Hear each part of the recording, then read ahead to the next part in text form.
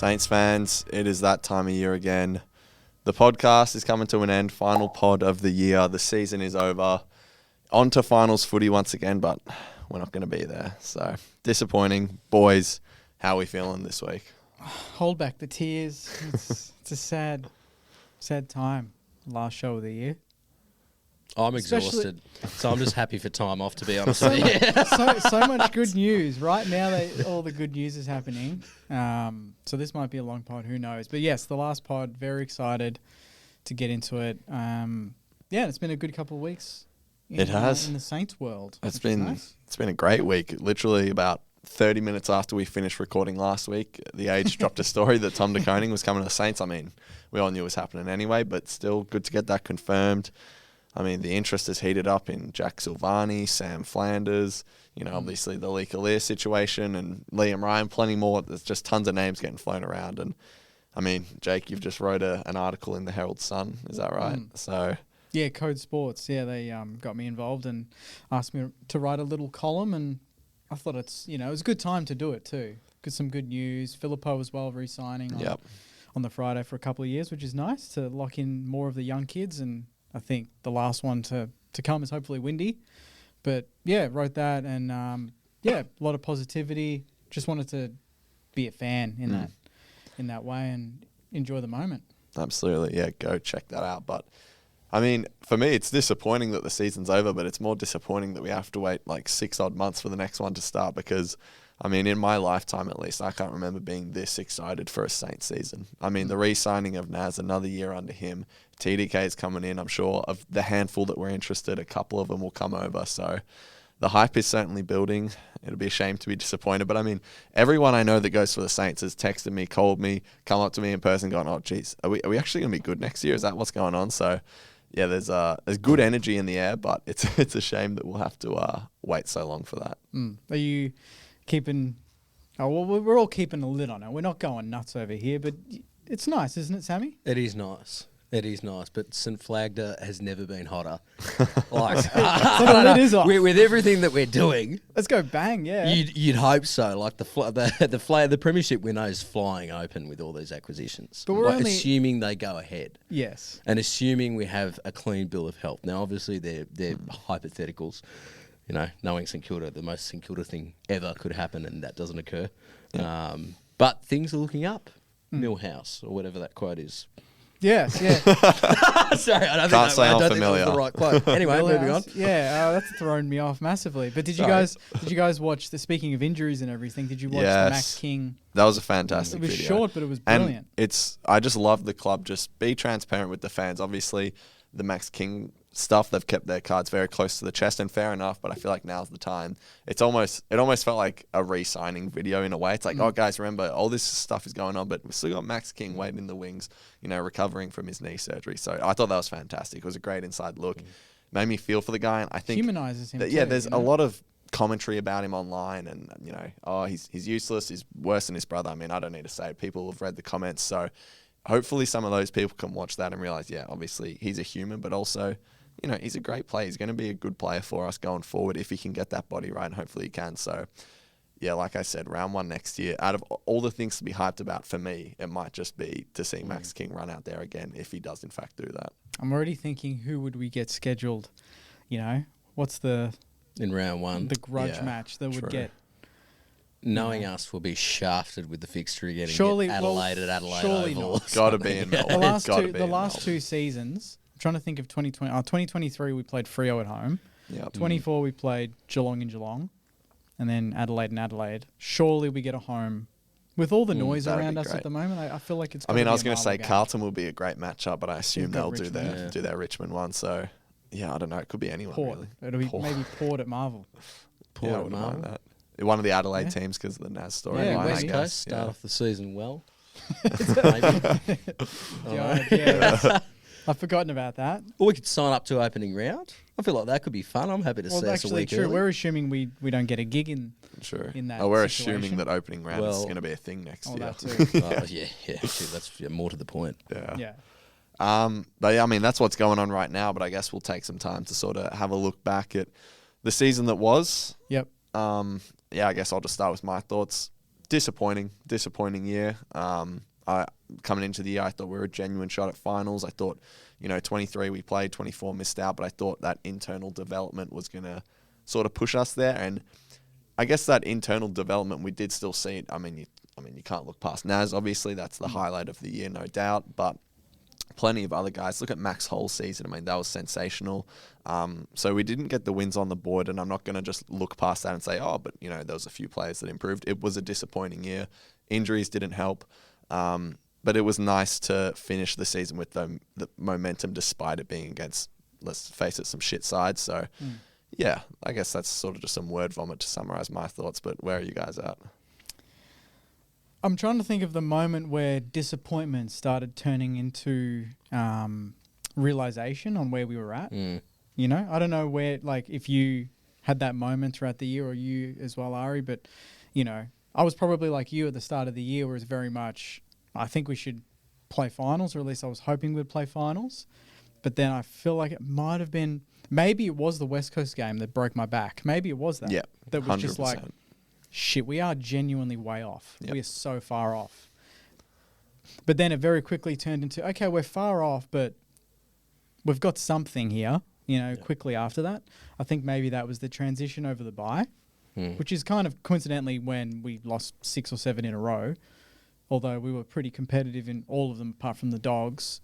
But yeah, I do see it as a disappointing season, but you can still take so much out of it. Yeah. And speaking to a lot of Saners since the season's finished, a lot of them were similar in that, they at the start expected a lot, but now they understand what we're doing and why we're doing it, because maybe internally they knew that we weren't close.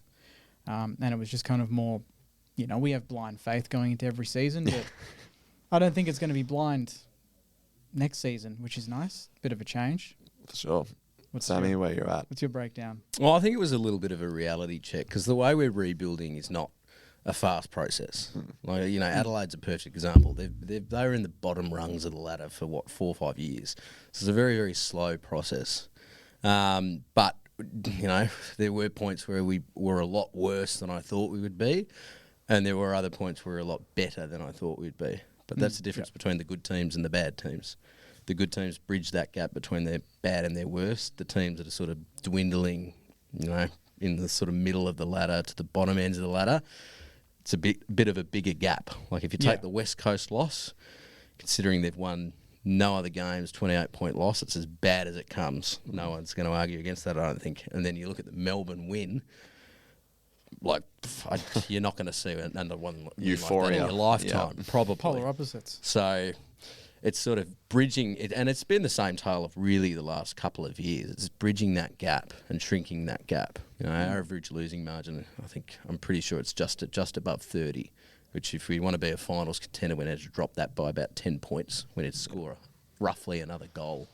So there's little sort of minor incremental changes, but there's also, I think there's personnel changes that need to occur. Internal growth is quite slow with young players. That's just the nature of the beast. But definitely sort of improve things toward the end of the season. But I do think the ladder position is somewhat flattering, considering how poorly we were playing for such extended periods of time throughout the season. If you take the whole thing into account, bar the last sort of 8 weeks, it wasn't amazing. Yeah. I think I agree with the sentiment about bridging the gap. Like, by the time we got to the West Coast game, it became abundantly clear our best is pretty good and our worst is diabolical. Which is so terrible. Because we literally were the only team that lost to West Coast. That's genuinely embarrassing. But yeah, that was definitely the low point of the season. Season was losing to Carlton and then backing that up, losing to West Coast, and then the week after losing to Gold Coast with 10,000 people there. Was that the week after? Yeah, those 3 weeks was when.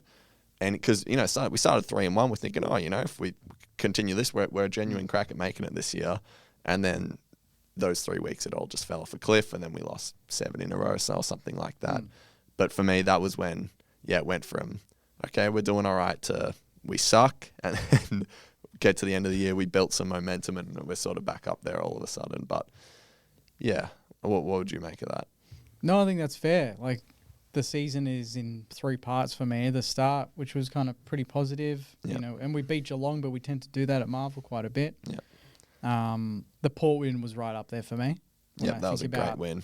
Watching it with the family, and the fact that we hadn't really done that, you know, to go on. At the time, it felt like a statement. We didn't really know the extent of Port's form for the rest of the year and what they were going to do, and you know, the fact that we finished above them in the end. But at the time, it felt significant, and I still think it is significant. Those sorts of wins, you know, it doesn't. You don't do that and then lose to West Coast, and that doesn't count. It still counts. Well, I mean, Port it's still finished important second last year. Well, yeah, like, of course. You know, people seem to forget that they might not be making prelims or whatever. Fine, but they finished second last year. Yeah.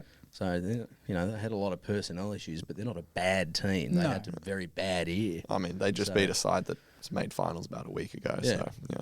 Yeah, but my point is, you know, people will use the argument, yeah, but you're the only team to lose to West Coast for the year, so this doesn't matter. It's like, no, it actually all matters. Yeah. All the wins, all the losses, that's part of the journey that we're on. Yeah, no, we can sit here and say the West Coast loss was horrible, which it was, but we can also sit and say the Geelong win was great, Port win, Melbourne win. I mean, I guess let's talk about the Freo win on the Friday night. Yeah, Freo, that was a great one too. That was probably our most disciplined win. Yeah, let's talk about some highlights of the year. I think the obvious miracle on Marvel, Messiah. You just touched on the Port one, Sammy. Do you have a highlight outside of those, maybe of the year? I mean, nothing can surpass that Melbourne game. Yeah. And if anyone, I'd love to see someone try and argue that there's something better than that, because there just isn't, and that's objective. Is there a moment or like a passage of play or something in the year that lives rent free, or is it really just that whole? I think it was the moment where I was like, "Oh shit, we could be on here." Was that Bradley Hill goal from the pocket during the Melbourne game, which sort of lit the fuse? That was the moment where I was like, maybe we can have a really honourable loss here, and then that started building into belief of maybe we can actually win this. We've completely pushed them off the park. It's great, but you don't see many wins like that. And then the Freo game was great because we basically kept them out of that entire game, and it was so comfortable from start to finish. I've never been so comfortable in my life, which is great as a Saints fan. But outside of that, you know, Geelong win at Marvel, I think that's become pretty standard for us. Yeah, we get up for that we're their now. bogey side. Yeah, I'd say within that game, that mark from Liam O'Connell in the back line was fantastic. Oh, yeah. I saw one of the players posted that on Instagram this week, and a moment that I think some people forget. But, you know, he signed another 1-year deal. He's another player that potentially found something there. So, you know, that was a great moment of courage from like a second gamer or something. So Yeah, we forget we had, 9 debutants for the year? Yep. Most of them are going to be at the club next year, I would have thought. Yeah, yep. Trying to think of who wouldn't be. Maybe Max Heath. Max Heath, probably not, yeah. Anyone else? Not off the top of my head. But, I mean, I guess let's say another highlight of the year would have to be Alex Taru, the emergence of the Flying Viking. He got overshadowed a few weeks later because Nas just, you know, dominated bad the time league. to debut, but mate. I mean, for a few weeks there, Alex Taru was the talk of the town, and as he should be. He had a fantastic couple of games. That game against Freo, even though we lost, he had the 16 spoils or something ridiculous. So He didn't get a Rising Star nom, did he? I don't think he did. Looking back, Who that got don't them? feel It was right. Boxall Garcia got and one. Garcia. Yeah. So we had 2, but nothing for Taru. That was a was nice surprising. little story in itself, the Garcia one, where, you know, he gets the spray from Ross. It was a little overblown, and then next week comes back, bounces back, and gets a Rising Star nom. So he continued to develop. I mean, Hugh Boxall's been a great find, you know, late in the draft. There's another one. His last few games of the season were great. And even though he got subbed off in the game, Mateus Filipo's snap against the Giants as well was and his return against the Blues, kicked a couple of clutch goals, and as you love very much, he grabbed the pump the crest, grabs the jumper. Yeah, and then he he's a great signs on. clubman. So did you grab on Friday when Yeah, it I did dropped one at of these 6 p.m? That's good news. Yeah, no. Well, yeah, that is some other news. But, I mean, I touched him already, but Max Hull, I mean, surely you guys have got plenty to say about him. Top 5 BNF. Yep. He's a Book star. market.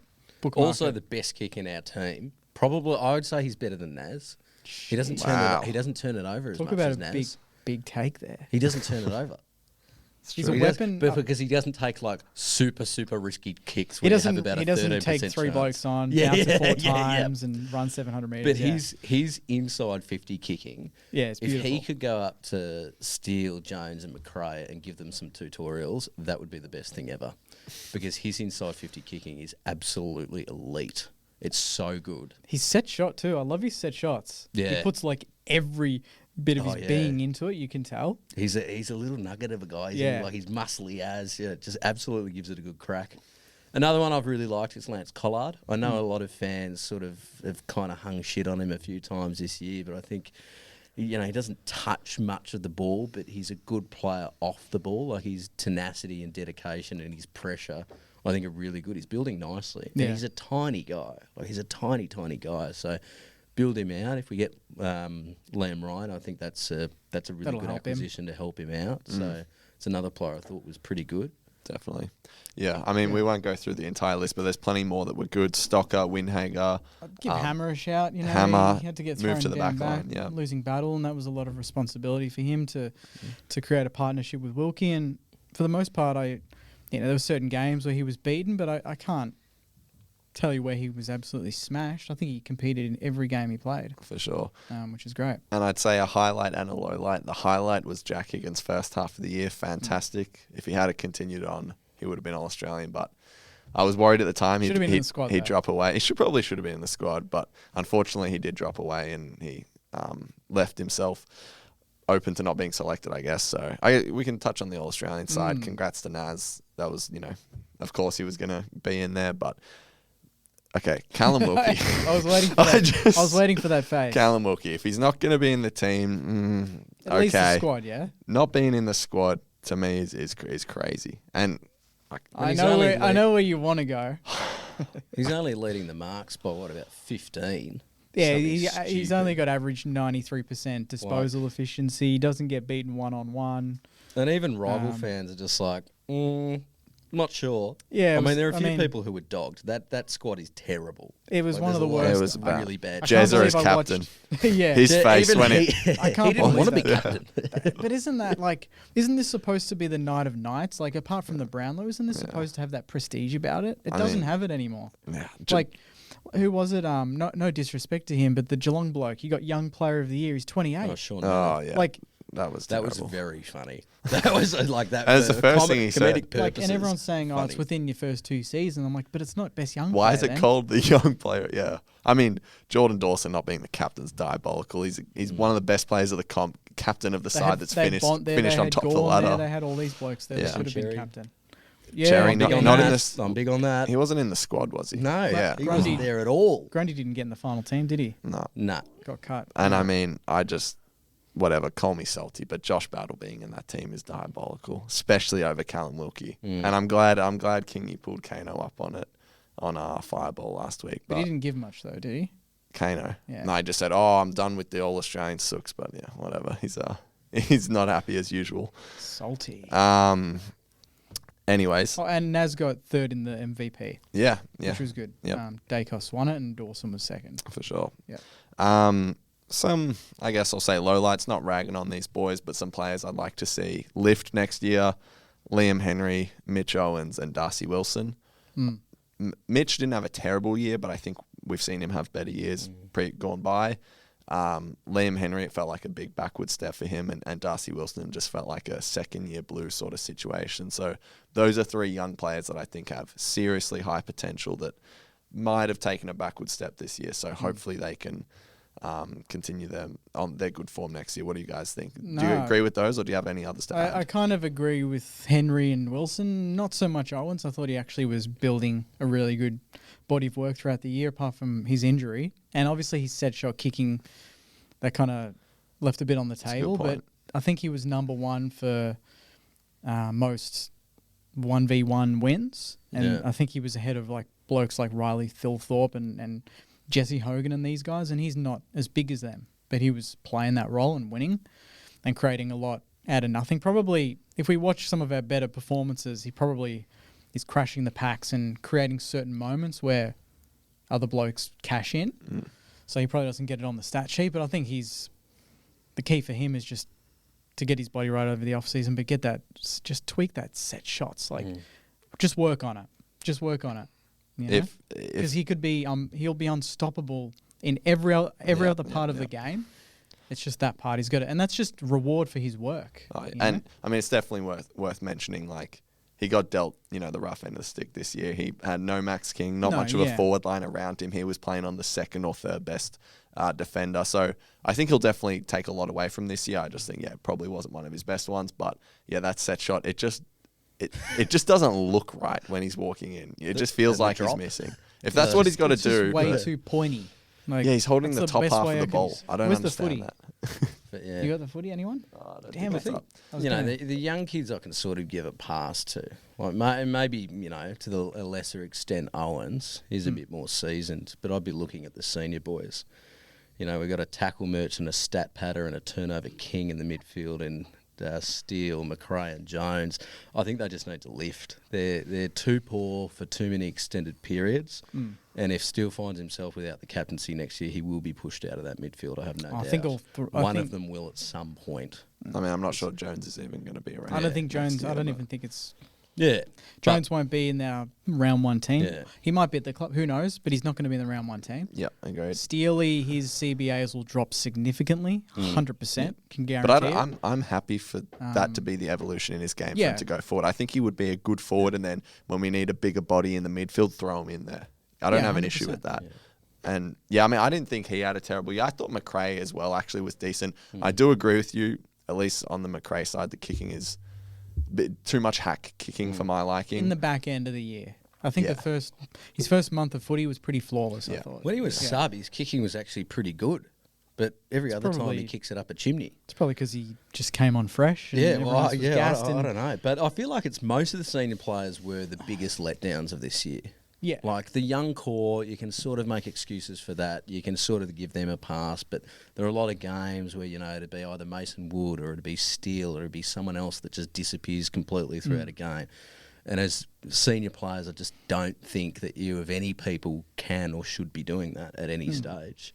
Yeah. So that's just my 2 cents. Yeah. I mean, I agree to an extent. I do just think Steele and McRae do a lot of work that goes unnoticed on and off field. But, it is one of those things that if the side does improve the way we want it to, they will just be pushed out of that midfield. And that's what's best for the club, you know what I mean? So, I don't think either of them, like I did that best 23 video in the middle of the year, I wouldn't say either of them would be locks in that side next year. Maybe if Steele, finds that role and suits it really well, he could be, but I wouldn't say round one next year, I'm just immediately locking Steele and McRae in the way I did this year. The most likely, if I had to pick, it would be McRae more so than either of the other senior boys in the guts. In terms of playing in the guts, agreed. Yeah, but that's because I can't see him going elsewhere on the field. They tried it at the Dogs, and that's what led to him being traded, essentially. Yeah. I agree with that. But I mean, I have my starting midfield for next year would be Naz, Filippo, and Steele. Really? Yeah. I want to keep one of the senior boys in there. Mine would probably be Naz, Filippo, and Windy. Yeah. With TDK. That's the starting bounce. Max Hall, potentially, if he trains there in the Max Hall, yeah. Garcia, Boxall, they've all got the rotations. Yeah.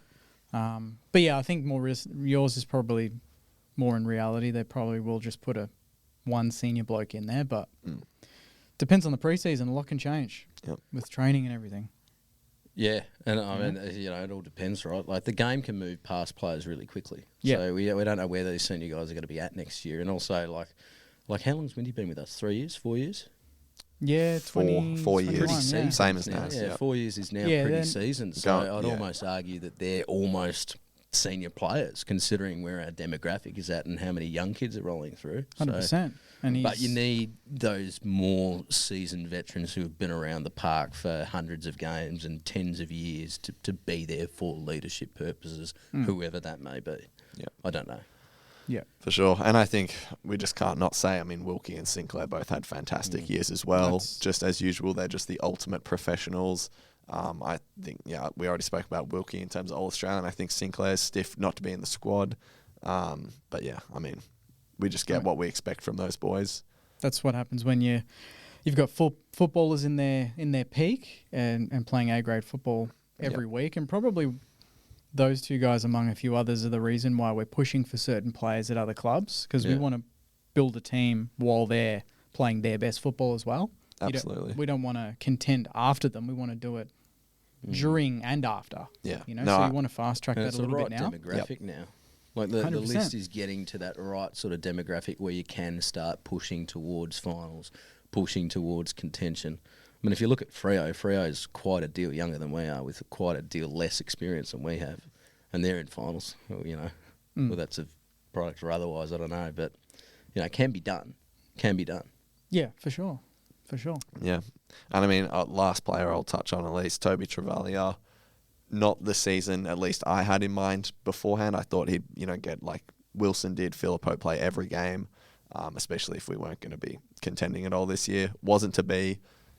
It's one of those ones where I think, I don't want to call him a project player, but he is almost one just because of the way he's built. He's just not, his body's not quite up to AFL standard, which is fine.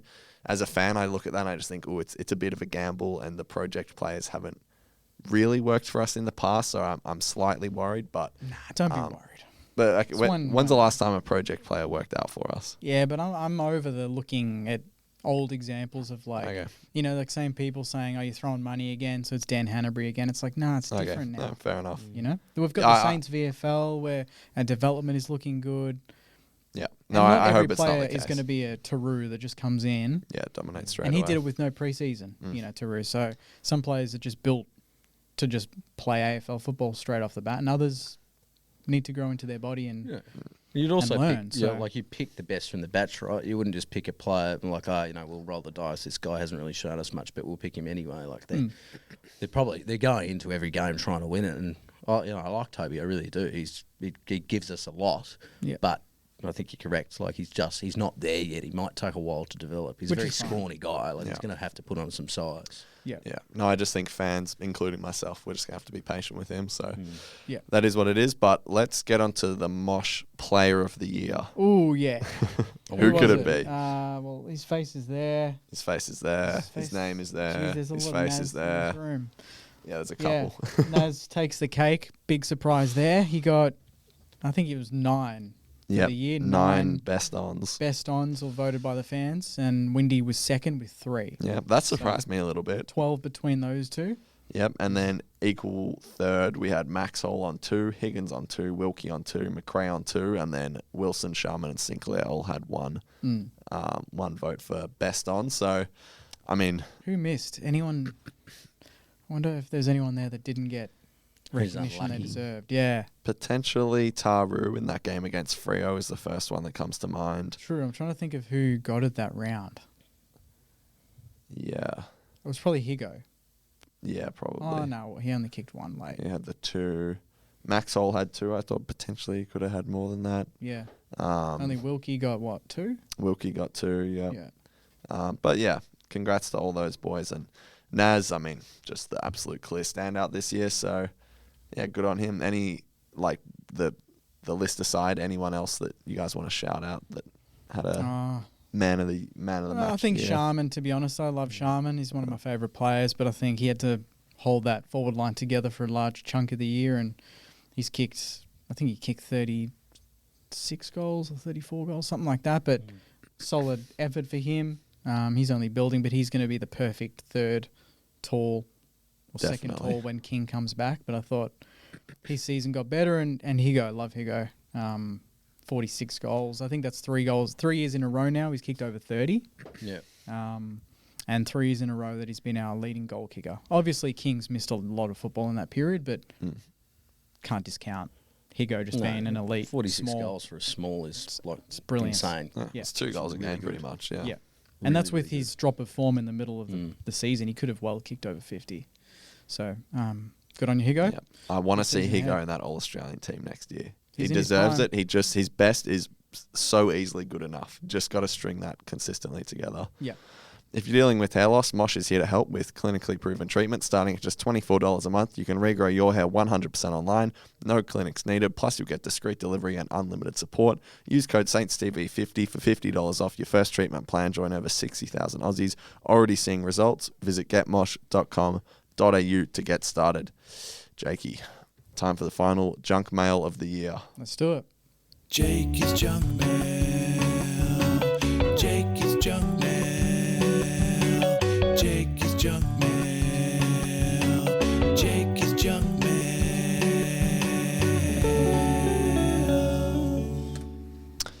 Let's do it. Yes, let's get into it. We'll go with the text messages first. This one is from Brian.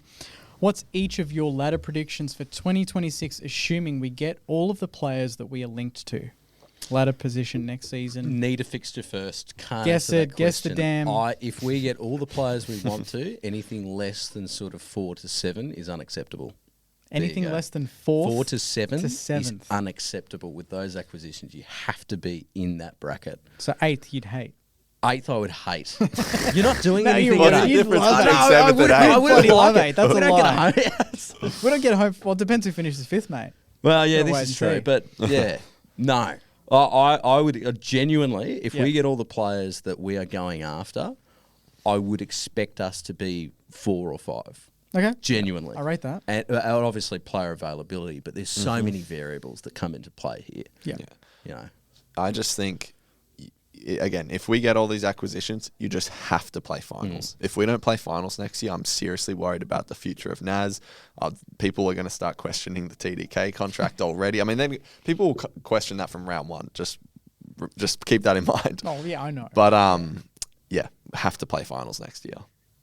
I would agree. And I'm not going to give a number, but I think top 8. We need Come to on, be. give us a number. You made me. Did you make me give you a number, or did I just give it to you? You just gave it. No, whatever. Moving on. Next. This one's from Jackson. I'll answer it anyway. 6th. Boo. It's a safe number. It's a safe number. I've done that for the last 10 years. Yep. Okay. Jackson's asking, the mystery mid could be Adam Treloar, out of contract, thoughts, or is he done? no, No. please 33. no, please no. Doesn't fit the demographics. no. Super Injury prone. prone. Is he Yeah, trolling or? No, he had a big game the other day. Oh, it was a genuine question. Yeah. Oh, okay. No disrespect. He's not I just- trolling. Sorry, Treloar. Jackson. Sorry, mate. Last show, he's a bit looser than usual. Adam Treloar, That's- please no. No. The mystery mid, who could it be though? Who would you like it to be? Well, not Sam Flanders is one. I would prefer. I'll agree with Kane on that. I would prefer Cam McKenzie. There is more upside with Cam McKenzie. Yep. And I think you could potentially get him cheaper than what you would Sam Flanders. You reckon? Yes. Oofed. Okay. Yeah, I mean, it'll be Sam tough. Flanders is a 2-note player. Like, he's a good player, but he doesn't suit a need. Would he play at halfback for us? I mean, where are they playing him at the moment? I'm pretty sure he's playing Half forward, and he played halfback last year and midfield a little bit But when then his who would numbers. you move out? Well, Sinks could go through the middle. Yeah, that's true. I prefer Cam McKenzie, but in an ideal world, we'd find a way to get Zach Butters over because I love Zach Butters so Nah, much. I just don't see it. Unfortunately, I wanted Harley Reid, but he signed. Yeah, same. Who else is out there? One that I don't want, but Merritt. Merritt, that would be nice. Just because what about- too old and too expensive. and we but have he's still a history great of throwing player. money at him. Yeah. Maybe that could be. Maybe now with Ridley out, we could say, Sam "Hey, Walsh? join the party." Sam Walsh, Injury prone, but there's a lot 4 of years on his upside contract, there. doesn't he? Does he actually have 4 years? I think they've got him on a 2029 deal. Yeah. No, so that thanks. means that would be multiple firsts. Yeah, okay. Not sure it's Yeah. possible. We'll see. Time will tell. Petrarca, Clary. Would you take either of them? No. Go Track? after North's players, I reckon. They've got Wardlaw? way too many midfielders. Yeah. I love George Wardlaw. That could be interesting. Riley's asking, and this is on that topic, any trade updates? What is the latest trade update that we've heard today? What is the latest? You tell me. You're the newsbreaker. What can I share? No, nothing. We're still waiting for Windy. Yeah. I think we upped his offer to 4 years. That's what was talked about. I'd so- expect that to get done and announced in the next few days. Yep. This one's from Yusu. He's asking, do we reckon umpires will treat us better with the Stars joining us? The Stars. I mean, I hope Max King becomes like Charlie Curnow in the sense that Just if gets you him. touch him, he'll get a free kick. Mitch Owens won us the most free kicks this year. Fun Yeah. fact: who gave away? Who had the biggest differential in terms of frees for and frees against for St Kilda? Do you reckon? Of giving frees away. Biggest differential in terms of what they got versus what they gave away. Oh, Who was it? Ryan Marshall? Nah. Steele? Is it a midfielder? Yep. Zach Jones? Midfielder, halfback. Zach Jones. Midfielder half. Sinclair. Nah. Wait, Naz. was it Naz? Hunter Clark. He does give away a lot of free kicks. He got 4 free kicks for the season. He gave away 29. Oh, That's so bad. that's terrible. I was like, at least 28 of those are holding the balls. I love how you know. gets- He's very slow. He's very. But Mitch Owens was one of the top ones to win free kicks, Yep. which I thought Yep. he got into the groove of kind of making it more obvious this year. And Higgins as well. But yeah, He's yeah, starting to get I more. expect Naz to get the Nick Dacos treatment next year. But that's X Factor players, right? Yeah. They all get the same treatment. Yeah, and DeConing. So, well, because he's getting paid 1.8. Yeah, he'll pay him out. Yeah. Let's go with Spider. Do you agree in getting these various players into our club right now, or should we just stick to the draft again? I mean, the draft is not that exciting this year. There's not really that much No, to heavily stand out. compromised as well. Yep. Yeah. So if you had the opportunity of drafting a kid with our pick or getting Cam McKenzie, most likely Cam McKenzie will be better than whatever we pick up in Yeah. the draft. But also consider that you want to be well in your window by the time that Tassie come into the comp. If you're not, there are issues. Yeah. If you had asked me 2 months ago, I would have said stick to the draft. But yeah, I'd be willing to part ways with that pick if you're bringing in like a Cam McKenzie. But yeah, in terms of like the Or you could split it. Yeah. In terms of the 6-7 players we've been linked to, some I like, some I'm iffy, and some I just are a flat no to. Like probably Flanders, I'm not really keen on. I'm not keen on him. Not really. No, I agree with Sammy and probably Kano as well. Yeah. He's a little. 24, He feels a bit more of the same to me. more of the same. Yeah. More of the same of who? Like, I would compare him to like a Windhager. He's very workmanlike in the way he plays the game. He's not an X Factor breakthrough player, and that's exactly what we need. We don't need another workman soldier in So- the midfield. Hypothetically, if the list was cleansed and say you turned, I love Ronnie, but just say Ronnie Burns was then changed into a Sam Flanders Yeah. in terms of depth.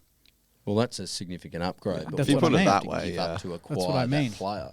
I just Because think Gold Ross- Coast are going to ask for a first rounder. Yeah, that's the tricky part Yeah. because he's contracted. Yeah, that all depends on the price you pay. Yeah.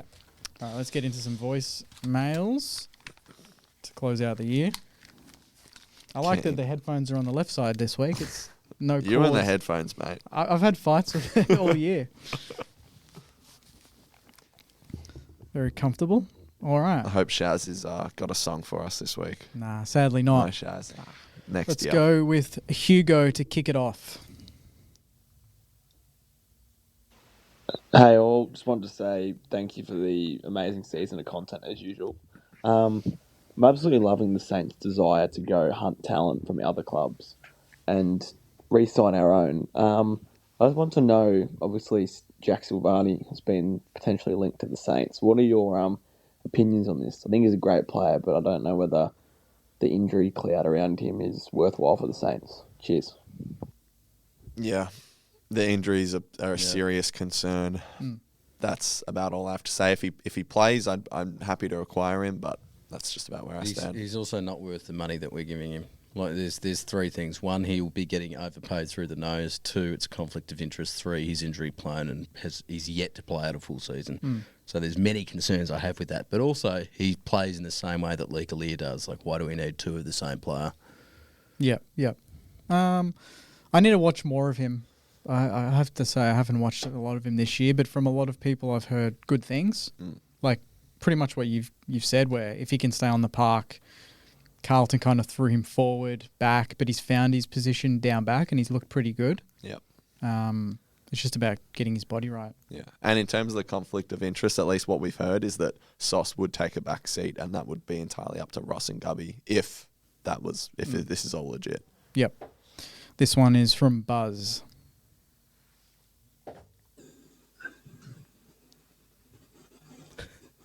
Yeah, hi, it's Buzz, Mad Sona. Listen, love your show. Just want to know about what your views are on Brad Hill starting in the lineup round one, barring injuries. Yeah, because not a big fan. I mean, it's an interesting question. We haven't talked about him yet. I think I said it a few weeks ago, but I think Hilly needs to get comfortable with not being in the starting 23 potentially. Like more so, I would actually let me rephrase that. I'd say Ross and the coaches need to be comfortable with dropping him if he's not going to play good enough.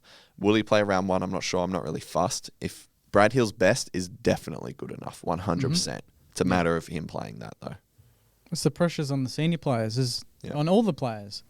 If you're building out the depth, you're getting these players in. It's going to be battle for spots. Yeah. But he has been. I don't. His certain games have been disappointing, but I don't think his season as a whole has been disappointing. But there's pressure for his sure. Bad games, like They stand they're out. really bad. But his Yeah, good yeah. games are excellent. But there needs to be more selection integrity. If you string two bad games together, that's enough Yeah. to be dropped for me. But that's anyone. whoever That's you are. anyone. This one is from Vince from Tassie. Hi guys, this is Vince. I just wanted to ask you your thoughts on if we recruit Jack Silvagni, where does that place us with the situation with Lee Kalia? I hope that we can recruit Jack, but also go ahead with Lee Kalia as he's still young, and more importantly, he's quite tall. So, just wanted to know your thoughts, and I thank you for your podcast again this season. Have a good break, guys, and not a good rest, because I No believe such we're thing. going to have a bumper 2026 and a lot to look forward to. Thanks again, guys. Take care. We'll speak next year. Thank you. Bye. Thanks, Appreciate Vince. that. No, I think we can get them both. Yeah. Does it push someone out if... I think it's just more flexibility. Maybe Hammer can go forward. We don't want Kingy to be taking up the brunt of it day one. I think some support would be good, or even Taru as well. It says to me that The ability. Dougal Howard is definitely not in the best 22 if we were to get both of them. Well, Dougal Howard is 200 centimetre fullback. They're not. So I think they're a different. Yeah, but can ilk. you really play Lee Kalia, Silvagni, Wilkie, and Howard all in the same back line? Unless they have an idea to play Silvagni forward, which could be another thing. Like, Yeah. we just don't know what's I going mean, through their heads. Silvagni can play both ends. Hammer can play both ends. Taru can play both ends. The only ones that don't are Wilkie and Howard on our list. And Howard hasn't played in a year. So. I really hope we're not recruiting Silvagni as a forward, though. Nah, I don't think we would be. Yeah. So then you can add him to that list too. Silvagni, But Howard, it's and Wilkie. That's up to the coaches. I'm not going to... I mean, it's harder for you to predict the 23 next season because you don't know who to put it as that medium-sized defender. But, I mean, it's a good problem to have anyway. And another thing another angle we haven't approached it from is what if this is all just a ploy to get Collingwood and Bulldogs to pay up essentially for him? We've done it before. Yeah. This one is from Saint Fitness. G'day, Saint guys. Fitness. Huge fan of the show. Keep up the good work. Just a quick one. Just in regards to all the talk, the trade talk that's been happening of late, and being linked to so many players. Feels like everyone wants to come to St Kilda. I just feel like it's just gone a bit overboard. Like, yes, I get TDK, Lee Kalia, just get, what we need on the list, but I'm thinking we're just being linked to so many players, and it could, screw up the dynamic of the team and how, we've been building that foundation with the youngsters coming up, and just getting all these random plays and whatnot might just ruin the chemistry moving forward. My take is to get, TDK, maybe get a Lee Kalia. We've signed Wangani Malera and just leave it at that. Give us your thoughts. Thanks, mate. I think the players we are going after do fit needs absolutely all across the ground. And I think this is very much a case of, okay, we've caught the big fish in Isaiah Wanganeen-Miller. He was in our backyard the whole time. Let's pry open the premiership window and get going. And I don't think that's a bad thing. Like, you know, they're taken the bull by the horns. And I think there's something admirable about that, particularly for a smaller club that hasn't seen much success or had many wins over the last, you know, sort of decade. So I think it's a good thing. You know, you gotta put yourself in contention at the end of the day. And the money's there. We've deliberately spent under the cap for 3 years. A lot of people just don't know that, though. If we don't spend it, like, we're not just going to give we're going to give certain players pay rises and extend them and everything, but there's still going to be money left over. And then you're thinking, well, we could have gotten 2 pretty good players, or 3 or 4 or whatever it might be, to do it. But I don't think it's random. This is a plan that has been in the works for 18 months. They know the players they want. Then we're not going to get them all, but we're definitely going to ask the question. And build around what we've got. And we've hit the draft for 4 years, so we've done our job. Yeah, and I just think people have a hard time understanding the logistics of how we've come to this point, that we've paid under the cap so we can go over and we can front end the contract to TDK and front end Lee Lear's contract, and there's a lot going on. There would be behind triggers. the scenes. There would be triggers in all of these contracts that aren't publicised. So, like, TDK on 1.7, 1.8 is the max that he'll get. Yeah, right. But that's if they're assuming he hits all the triggers. Yep. Which so will be like a games, best and fairest, correct. finishes, all that sort of stuff. Exactly. Staying on the Silvagni, 100%, if he came to St Kilda, there would be triggers in there. You need to play over 12, 13, 14 games, and you get this X amount of money. Yep. 100%. We're not just going to throw money away without it's like every controlling contract it. in the AFL. Like we can't see behind the 4 walls at the end of the day, and every contract has clauses. And I think people forget that it's not as simple as here's a check for $1.8 million exactly at the start of the season. Yeah. Exactly. It's not as black and white on that. There's a lot more to it. And every report now says, they're going to pay him up to 1.7. He's going, Saints have offered up to 900 over 4 years. Yeah. You know what I mean? It's always up to. That's how they kind of save it. Yeah. But it's not the full amount. But I think it's fair concern. We don't want to trouble what we've got, but I think you can't sit still and not build around what you've got at the same time. I'd say quickly, I've got a mild concern about potential locker room issues just because of all the contracts being such huge differences between all the different contracts. I'm not going to say players, but there'll be players that just simply won't be earning anywhere near someone that like a Lee Lear, but maybe giving us a similar output. I do worry about something like that. It's not a huge concern. Do you think someone like trying to make an example here in their prime, in our grand finals, do you think Lee Montagna ever made anything like what Nick Riewoldt made?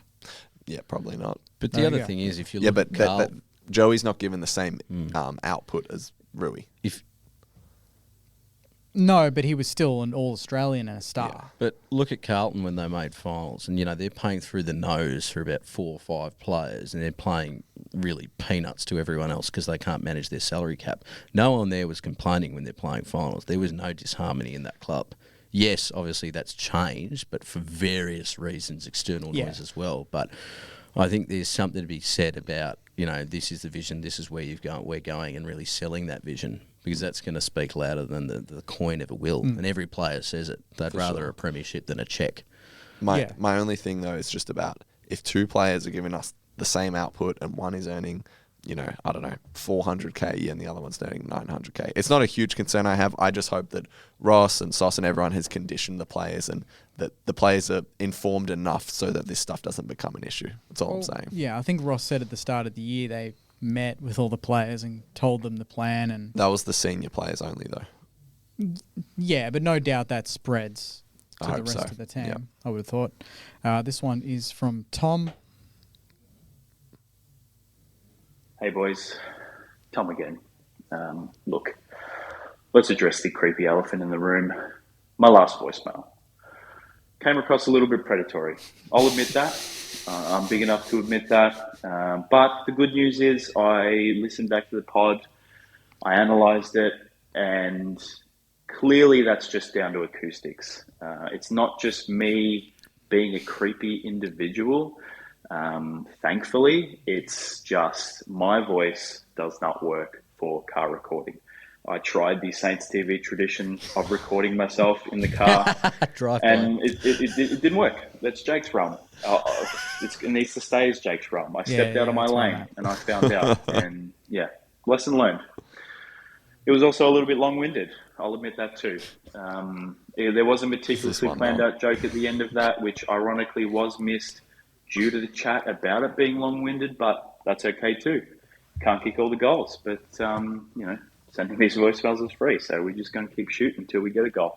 But anyway, I did come here to say something actually constructive, as surprising as that may be, and that is simply, how good is it being a Saints fan right now? I can't remember the last time I was this excited about the next year of Saints footy, and I'm glad we're all doing it together. So looking forward to what you've got coming up. Catch you, boys. On you, Tommy. On you, Tommy. That was brilliant, much better mate. than last week. Yeah. Last week was a little creepy, but with the redemption stories complete now. Yeah, that was good turnaround. Good way to cap off Love the you, year. Tom. Yeah, he made Call it for back. it. Definitely. This is Chris. Hey boys, Chris here. Long time listener, first time Jakey's voicemailer. Love it. I always judge a season by how many wins we get to look back on replay. My question for you is, what was your favourite win to watch back on replay, and why was it Melbourne? Thanks, boys, and keep up the good work. Honestly, controversial, but I think I'd watch obviously the last quarter, but I'm talking replay, the a full entire match. game. Yeah. You wouldn't watch that entire game again. It'd be Geelong, Fremantle, Port. Like, they'd be right up there for me. For sure. Completely agree. Yeah. You don't want to watch the Richmond game back from at the G where we won by 4 points? The first Richmond game I watched, but that was the second half, you know? Yeah. We've got a couple more. This one is Josh. Hey guys, it's just Josh here again from the UK. Just wanted to say what a great season it's been with a lot of hope. Really looking forward to the future and really like the style that the boys and the management team have been in going about the end of the season and preparing for next, and really feels like there's quite a lot of hope. If we look at where Adelaide finished last year, you know, they're near the bottom of the ladder, and look what they could do over an off season. So let's hope that we could do the same.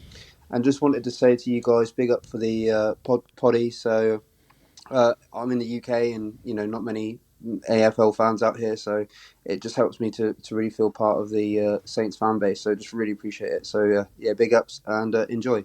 Cheers, bye. Thanks very much, Josh. That was very nice.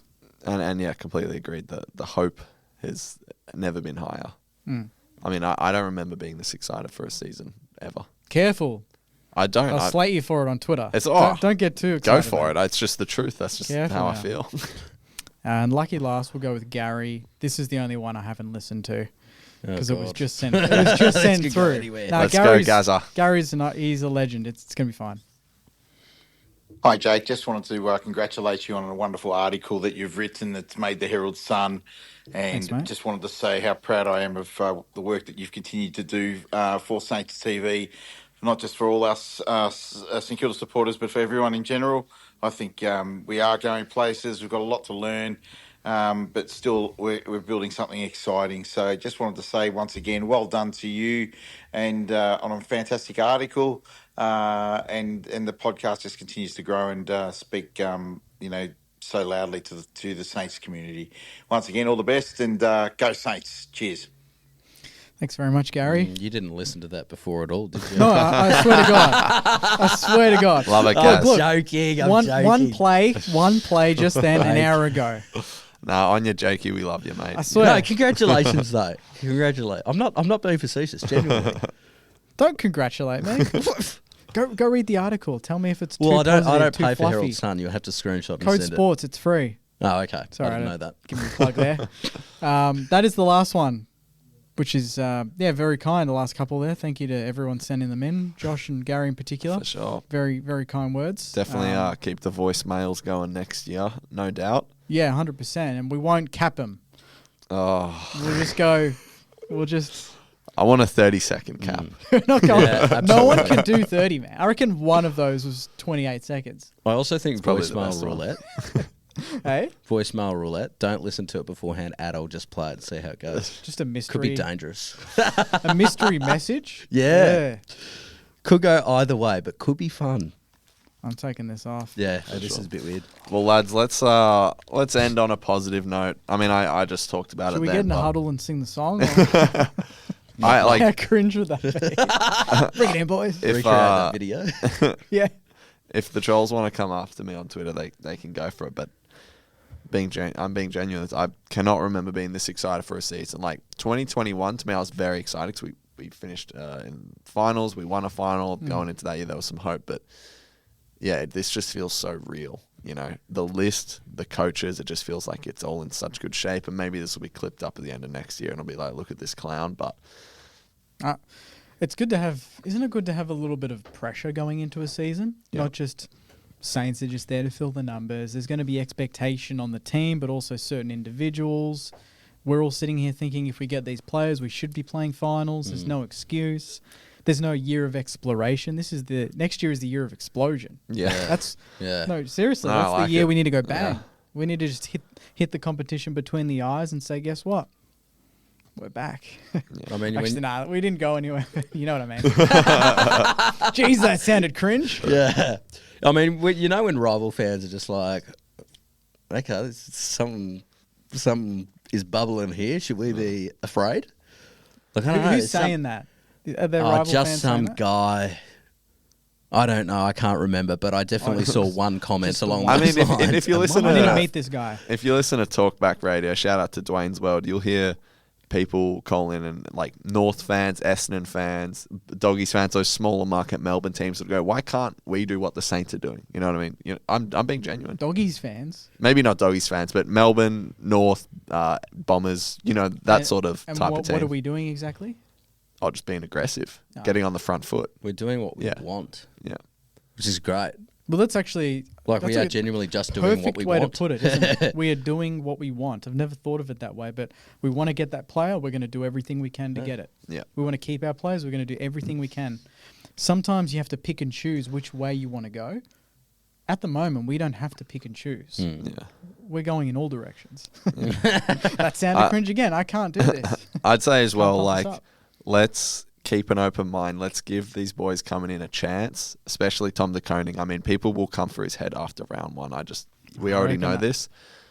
If you can, give him a chance. AA Ruck Yeah. next season. Oh, man, that would be amazing. But same as Naz as well, the pressure's going to be on his shoulders. $2 million man.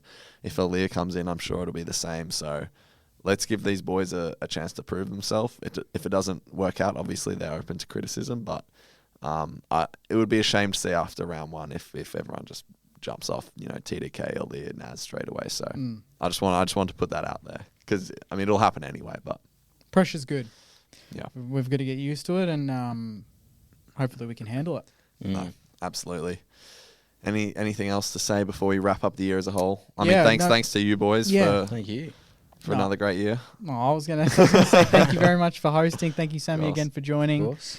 Thank you to all the other guests as well, the fill-ins or the super subs, if you will, the super hosts that have Sure. sat in this chair while Sammy's been recovering from his various Various ailments. his plethora You'll of find out about injuries. this when you get old, mate. Yeah, hopefully we can do more of that again next season. We'll be back, and obviously we'll get some fresh faces on the show and hopefully some guests. That'd be nice. And yeah, we'll be bigger and better next year. And if the club's hopefully going in the direction we think it is, then it's going to make our jobs a lot easier coming in every week and just talking about just us playing and winning games. Wouldn't that be Definitely. nice? Yep. Also, shout out to Daniel, the Yep. producer back there. He's been helping us out since round 6, 7-ish. Yeah, so, when we started in the studio, the new studio Yep. as well, which has been incredible. Yep. And obviously on camera it looks absolutely amazing. And this is pretty much 99% of what Ari brings from his bedroom. We are in Ari's bedroom, actually. No, for sure. And yeah, Jake already said it, but of course, thanks to you running Saints TV, having Sammy and I on. So Anytime. disappointing year, but another great year on the pod. And next year it's just going to be bigger and better, hopefully on the field and off. So Yep. until then, Sainers, go Saints. Go Saints. Go Saints. See you in 2026.